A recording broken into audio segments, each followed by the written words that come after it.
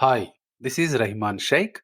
Welcome to Fortnightly Railway Transportation Systems podcast. I am the host and railway systems specialist working in this industry for 24 years and counting. This podcast is primarily focused on railway experts who have vast amount of experience and contributed greatly to this amazing industry. This is not a technical seminar but focuses on feel good stories, individual journeys, their success and failures, motivating younger generation to kickstart their career in railways and creating a sense of pride for the railway people who devoted their lives on the most environment friendly public transportation. Welcome to Railway Transportation Systems Podcast, where we delve into the minds of industry leaders shaping the future. Today, we are honored to have Pascal Dupond, the Managing Director of Alstom Australia and New Zealand, joins us with a rich history spanning over a century. Alstom is a trailblazer in sustainable infrastructure solutions, particularly in the rail sector. Pascal brings over 3 decades of dynamic leadership experience, having navigated the intricacies of projects, tenders, business development, operations, and people management across diverse industries, including aerospace, offshore, and rail. His commitment to results, accountability, and motivation has propelled him through various roles and geographies during his impressive 28-year tenure with Alstom.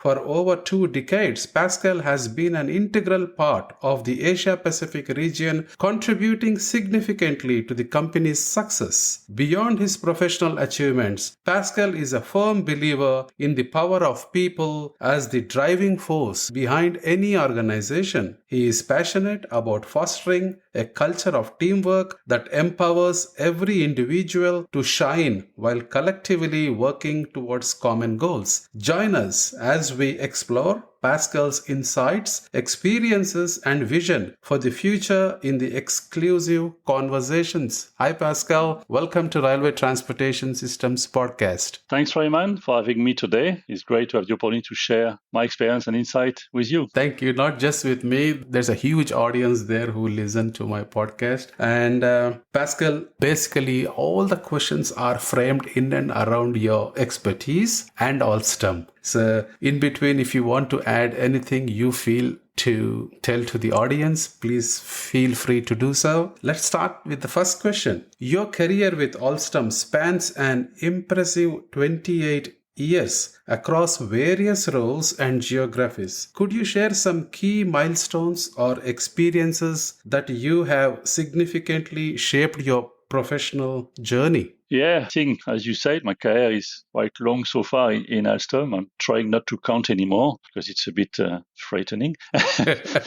But yes, I've been fortunate to work on a wide range of projects in different countries with a wide variety of talented people who helped me to shape my career as well.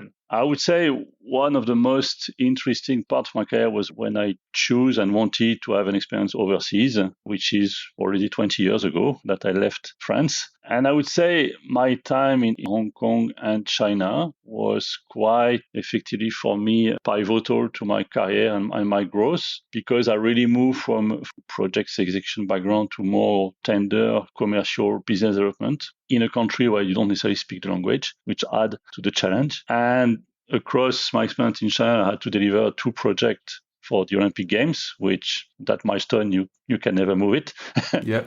So it was quite very tense, but for me, it demonstrates my capability of adaptability. And I think it's key in a journey, I think, the capability to adapt to a new project, a new customer, a new country, a new culture. So all of that through working across country was effectively a key element in the way somehow I grew and I learned and I developed, I guess, within Alstom. So, and I would say, joining Australia now 10 years ago, I try to implement all my learning here, even if, again, it's a new culture, a new country, new way of working. But I think this is what is great working overseas. You need constantly to adapt to new culture, new environment, new way of working. And that adaptability brings a lot of grows to any individual because it's professional experience, but it's as well a personal experience with the family. Yeah, I think change is important and change is quite hard as well. Especially, Pascal, when you said when you moved from projects to tenders and bidding and business development, did Alstom support you in this transition? Yeah, I was always really supported by my immediate management or higher management, which I think I would say I'm lucky because the management of any people is contributing to the career of the people. I think the management is important. And when you become a manager, that's what I learned when I start to manage people. I said what I wanted from a manager before, I do expect that my people below me expect the same. So I need to be able to manage that. When I was complaining of my manager before, I hope my people are not complaining too much about me today. Wow, great leadership. I really appreciate that, Pascal. People under you are quite lucky to have you. With extensive experience in leading projects, how do you or what do you consider the most challenging project you have managed, and how did you navigate its complexities? I think every project is different and its own challenge. If I have to highlight one, I would potentially choose two, if you allow me to choose two. I would say my first project when I moved out of France to go to Singapore. It was a Circle Line project in Singapore, which was what we call a turnkey, which is Alstom was managing integration of all electrical and mechanical packages. So from track to overhead line, substation, signaling, comms, rolling stock, obviously. So managing all of that and doing the integration of all of that together. It was a huge project. I think it was probably the biggest metro diverse project in the world at that time. And I discovered for the first time what is a turnkey in Alstom, what is track work, overhead line, and substation. I've never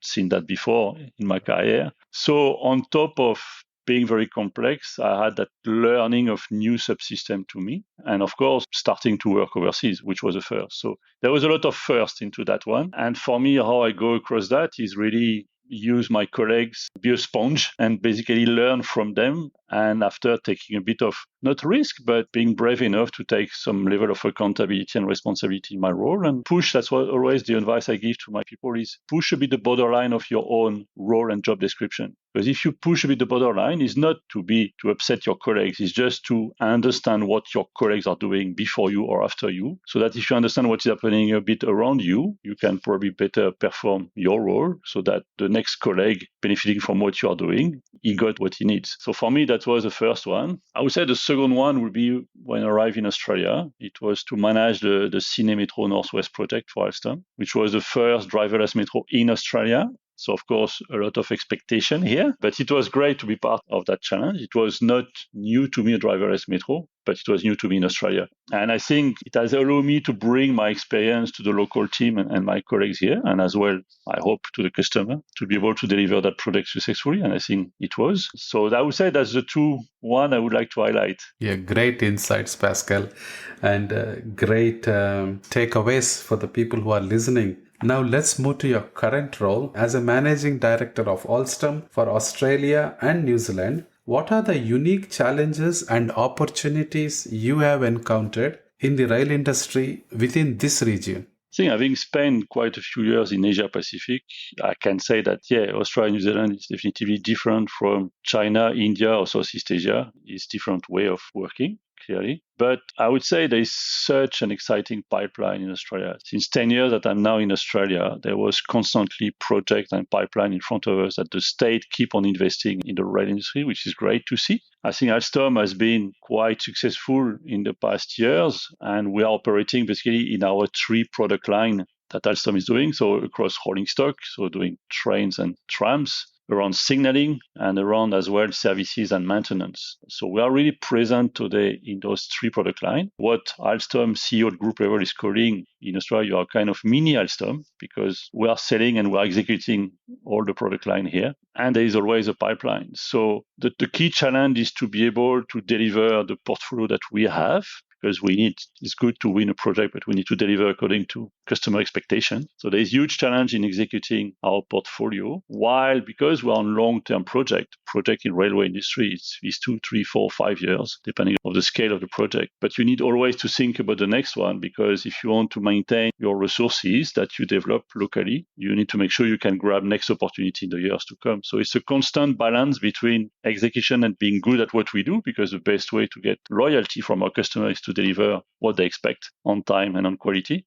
and keep on working on the future for our customer and trying to bring as well innovation to this market. We are lucky that the rail industry is part of decarbonization. Yeah. And I think we have a great contribution to bring to Australia for Australia to achieve the decarbonization target that they have. Great insights, Pascal. Recently, in the IRSC magazine, I read that Alstom has built a massive innovation hub in India. So, when you spoke about these resources and innovation, how do you manage the priorities of your region? I think coming back a bit, the key challenge here in Australia and New Zealand is really resources and skills. There is a lack of resources in the railway industry, and there is as well an aging population in the rail industry. So how do we prepare the future? How we attract the young generation to the rail industry? For me, that's a key challenge here in Australia, as well as how can we help to create that harmonization of standard and competency system? When you move from one state to another one, it's different standards.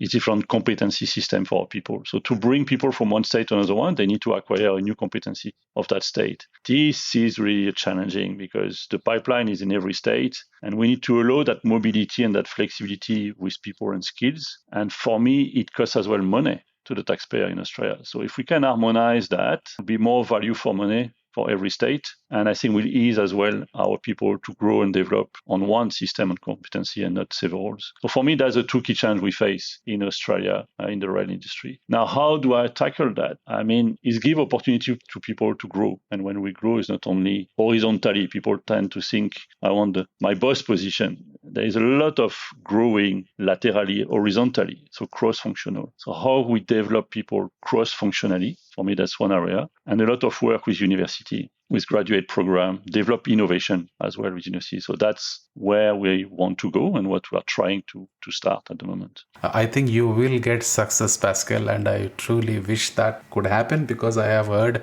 the same problems from various other guests who came onto my platform. Moving to the sustainable infrastructure solutions which you just raised, we know Alstom is renowned of providing sustainable infrastructure solutions. Can you highlight some key initiatives or projects where Alstom has made a sustainable impact on sustainable development? Yeah, you are right. I think there is a lot of what we call eco-design principle that we are trying to build in our technology so that our solution are sustainable and our product are recyclable. So we continue to innovate into this kind of field, as well as more energy efficient system, train and trams. For example, regenerative braking on a train, how to capture the energy and regenerate it. Same on battery system. How can we put battery on which we store the energy on so that when there is a lack of power supply on the network, we can feed and the train can continue to run using the energy stored. We develop substations which are fully regenerative. So you can choose to regenerate through the grid system and then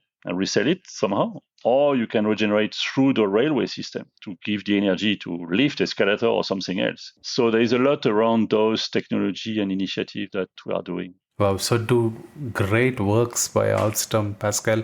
To do this, we need a lot of manpower. And you already said that in Australia, we are struggling with the resources. So your emphasis, the importance of people as the strongest asset for your organization or any organization. How do you cultivate a culture of teamwork within Alstom, and what strategies have you found most effective in empowering your team? I think you're right. My key motto is clearly people and team. That's our biggest asset in an organization. For us, they design, procure, install our technology, they commission it, they build, maintain tram and trains. And when our people succeed, the organization succeeds, our customers succeed. So for me, the basic of what we are doing in Alstom is managing projects. Each project is complex. Each project has its somehow uniqueness. And what makes it successful is the people part of the team delivering it. Without those people able to work together will not deliver the right outcome. So for me, people is key. I cannot do anything myself. I need a team around me, and my Agree. team need a team around them. That's the same. So for me, as a team, the most important is in the complexity that we have is how to align or to enable our people to work together, how to make sure they have a set of common objectives. When you work on a project, you cannot have 10 different sets of objectives. You need to have 5 key objectives common to the whole team so that it drives people in the same direction. And we shall not forget that when our people deliver a project, there's a pride, an immense pride about that. I lived that myself when I was delivering project. When you see the train you work on for 3, 4, 5 years, taking passenger for the first time, I mean, you can look at the eyes of your colleague. They are all bright and full of pride. And for me, this is the ultimate. If we are proud of what we do, if we enjoy what we do, we will do a good job. I'm a fundamental believer of that. And that's what I'm trying to really promote with my people. We need to listen to our people as well. We need to understand their personal constraint, their personal goal, and how working with us can contribute as well to that. So it's really a lot of listening, but it's not only somehow easy to listen, but what do you take with what you heard? It's good to listen, but you need to hear. And what do you do with what you hear? Of course, we cannot satisfy 100% everybody in the world. That I don't think that exists. But if you are able to listen, hear, and do a bit towards that, I think people will recognize it. And if people start to recognize, then you are in a virtuous cycle where people trust that what you say you will do. And that's what I'm telling to everybody. If you say something to somebody, just do it. Simple stuff. Yeah, I'm going to the meeting at 10 a.m. Come at the meeting at 10 a.m. Simple commitment make big thing. Of course, big commitments are important, but the sum of small commitment bring that trust. And this is where I think people are, you can then empower them because they trust you, they trust their team, and then you can empower them to do the job. Beautiful answer. Thank you, Pascal. Great insights. Moreover, with a background in the aerospace, offshore, and rail industries, as I read out in your intro, how do you leverage your cross-sector experience to drive innovation and efficiency within Alstom? It's true that cross-sector experience is a plus, even if the bulk of my experience now is railway. But yes, I started in aerospace. What I learned is in aerospace is really project management, that discipline, very structured, sometimes too heavy. But when I joined the aerospace industry, it was just after the launch of a rocket in Europe that exploded. I can tell you it was a drama. Of course, it's massive cost, but it was a drama for all people involved. Why? What did we miss so that that rocket has exploded? And so project management and the discipline and structure was very, very strong in aerospace. What I learned from offshore, and which is more the oil and gas industry, it's really one-shot project, is one refinery, is one offshore platform. Of course, you cannot miss it. And it's the rigor and the way the supply chain was that strong. I think the supply chain focus was very, very strong. Of course, engineering is always important in all of that, but supply chain was particularly strong and focused. So in railway, I would say, of course, we can apply all of that, but it's again a different world. But for me, project management is key. We are project companies, so project management skills, methodology are important, but giving as well some leverage to the people. So I don't think we can be as structured as the aerospace, Yeah. but we can learn from that. And so this is where I think you can take the good and the bad from others and how you can improve in the area that you are working. And that's what I try to do. I think you're doing pretty well, Pascal. So from your personal multidisciplinary experience, let's go to the Alstom specific question. So Alstom has a history of over 100 years in Australia. How has the company adapted to changing market dynamics and technological advancements over the years? It's very tough. Yeah, of course. So I'm not in Australia since 100 years, only 10. But yes, of course, it has evolved a lot. I think in the last 10 years, which I can speak a bit more about, clearly Alstom has grown a lot. When I arrived, we were probably around 150 people in Australia. Today, we are more than 2,400 in Australia. So, of course, it was massive growth across the year. Of course, 3 years ago, when Alstom Group acquired Bombardier Transportation, obviously, it contributed to that organic growth significantly, because before that, we were roughly 500 people. Then we were 1,500 after the acquisition, and 3 years after, we are 900 more people. So, and the growth is we are across each state and across all our product line, as I said earlier. So it's how to put process and tools in place, because managing that with 100 person is not the same as more than 2,000 people. So it has to be far more systematic process and tools to bring efficiency into that. So that's a key focus, how to bring efficiency into that. After, we are in a market which is dynamic, which is great. And this is where we need to as well ourselves adapt to the market we are in. And the market is changing. Even if in Australia, I would say the rail industry is quite conservative, you can bring innovation as far as it has been proven in service for a few years. So it's not anymore really an innovation. Yeah. But I can understand the reasoning behind, the rationale behind. Now I think going forward is how can we be not disruptive, but bring those innovations a bit earlier? Because if Australia wants to achieve decarbonization, time to market is quite long. How can we help time to market and bring those innovations to really contribute faster to that decarbonization? So we hear about high speed in Australia, but we hear regularly about high speed. So maybe this time it will happen. But hydrogen, new battery technology, artificial intelligence, robotics, all of that we may need, and I'm sure we will need, and we'll have no choice to bring that to the market one day. Is how do we prepare ourselves to bring that at the right timing here? And I think we need to start thinking about that because the time is now. Correct. I 100% agree with you, Pascal. Apart from the innovation hub which Alstom has set up in India, are there any plans to set up similar hubs in Australia, New Zealand, and Europe as well? So we have a hub in Singapore now, focusing on those data analytics, robotics, and the latest Austrail event back in November last year. Yeah. We were showing some robot demonstration for maintenance purpose. And today in Australia, we are working with 3 universities to develop innovation. So at the moment, focus in Victoria, because linked to our contract obligation as well in Victoria, there was effectively a commitment to develop innovation in Australia. So we have agreement with 3 universities to develop innovation, and a few initiatives have been launched now. And of course, it's the start, but we want to develop that further. Potentially, why not with 1 uni at least in each state? So today we start by Victoria, but I want really to expand that, because not only to bring innovation, but I want to bring the young generation in the rail industry. We said earlier, there is a bit of aging population in the rail industry. How to bring the young generation? In the past 12 months, where we recruited quite a lot in Alstom Australia, it was really challenging to attract the young generation. And I'm still struggling to understand why. Because people have a feeling that railway, they see a picture of a welder in a factory, etc., which of course we need this kind of qualification, this kind of people. But there's so much else. We talk about project management, we talk about software, we talk about cybersecurity, we talk about AI, all of that. I think the young generation can bring us a lot. We need to bring them on board, and we need to find a way to attract them on board. I do agree, Pascal.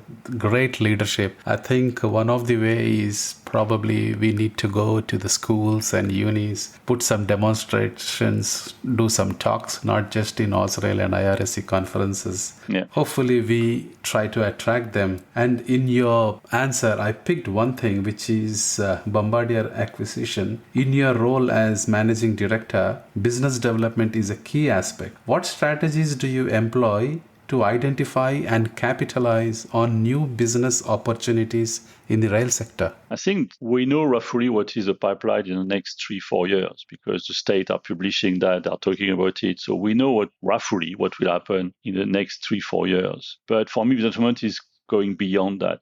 What the market would need, or where the market would like to go beyond 2030, if we look at that today. And for me, this is where we need to think about that, because we tend to be short-term oriented because we have portfolio to execute, tender which are ongoing, but what is coming next and how we can help to shape the market. So it's a lot of listening to customers, stakeholders, to politicians, obviously, where they want to go. Of course, decarbonization for me is a key. So how we can help the country towards that decarbonization target by bringing those innovation and technology. And it's not only for new projects, it's as well to replace aging assets. It's both ways. Yeah, new project, fine, greenfield, but how to make the existing and old asset better, more digital, more environmental friendly. So it's to listen, understand the install base, understand where the country would like to go so that we can help them by bringing solution and technology to shape that future. Wow, great strategies, Pascal. You spoke a lot about innovation and strategies. Now, how do you balance this short term and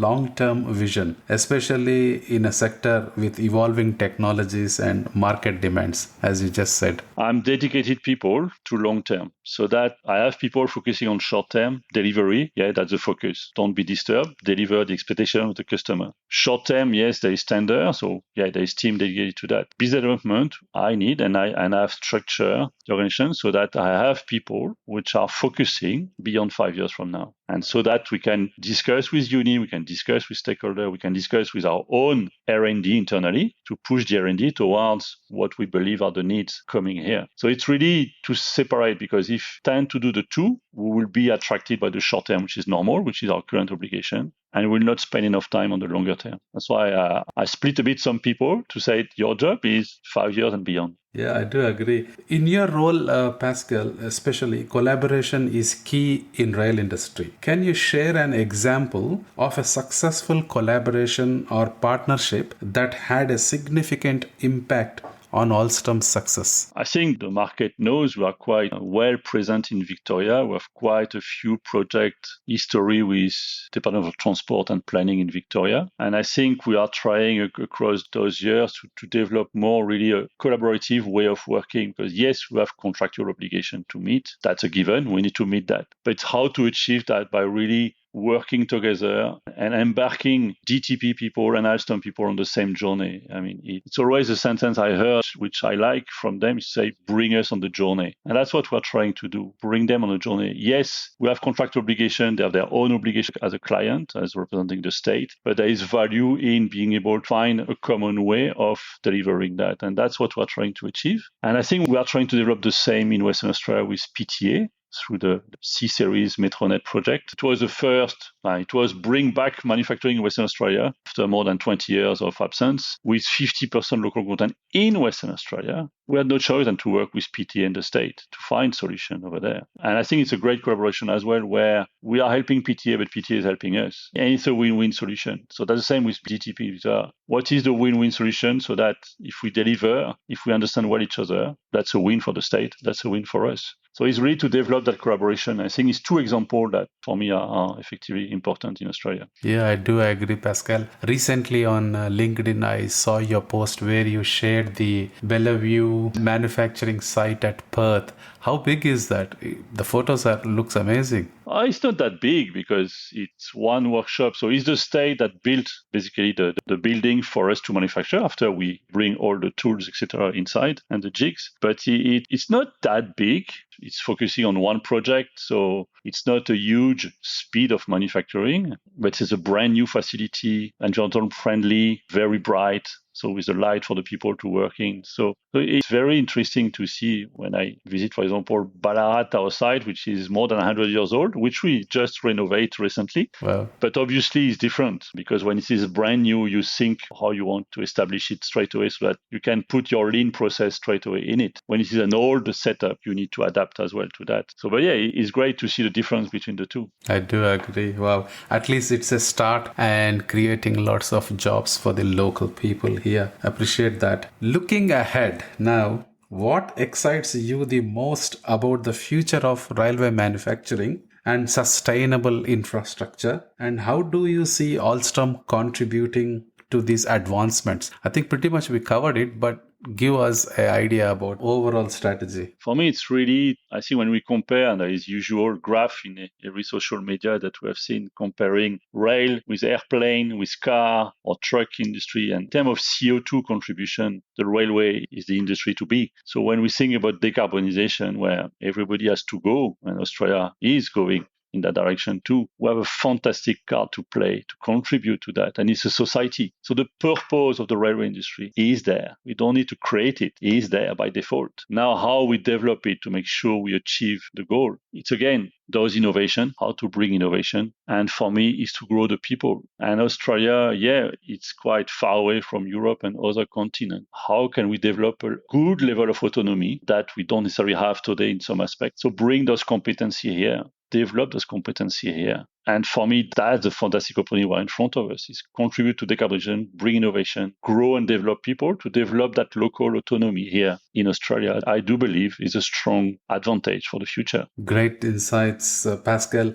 Before I let you go, I think pretty much you said this, but still, for as a managing director, staying in that busy role and looking into these multiple sector requirements, how do you adapt that? How do you get informed about industry trends and how do you keep up that pace? Yeah, to remain connected to the market, to listen to, of course, the politics and what the politicians, where they want to go, be part of those stakeholders. So the IRA, for example, the Australian Asian Rail Association, which recently have been elected as a board member, which I hope to help and contribute into that. So it's how to be part of those stakeholders, be connected to them, have regular conversation with them so that everybody is not pushing, but basically pulling the industry in the right direction. So it's to remain connected on all those stakeholders as much as possible. I would say my role as managing director is that, and people. For me, if I have to say, my two key tasks is really connected to the market, listen to the market, be part of that stakeholder management, which is critical. And internally is my people. If my people are happy and enjoy, I'm sure they will deliver what we need to deliver. They will, sure. With a leader like you, I'm pretty sure they will deliver. Before I let you go, Pascal, I want one advice, one line for what is your advice for the people who are in the senior management, and what is your advice for the people in mid-level, and what is your advice for the younger generation? I would say listen and adapt. I think it's valid at all level. Listen to people, adapt to your environment, to your people, to your customer, to your stakeholder. Be always curious about what is happening around you, being your colleagues or the market, and push the boundary. Wow. Listening, being curious, and pushing the boundaries. I really like that. I will take that. Thank you for sharing those great wisdom to us, Pascal. And thank you for your time to come on to this podcast and share your knowledge and wisdom with us. Thank you, Raymond. It was my pleasure. I believe everyone listening to this podcast has got something to take away from today's discussion. If you like this podcast, please listen, follow, and share this podcast within your network. If you believe we should be sharing your story or someone within your network, there is a railway leader who should be here sharing his or her contribution to this industry, contact me on railwaytransportationsystems@gmail.com. Thank you for your time today. See you next fortnight. Until then, stay safe and take care of yourself.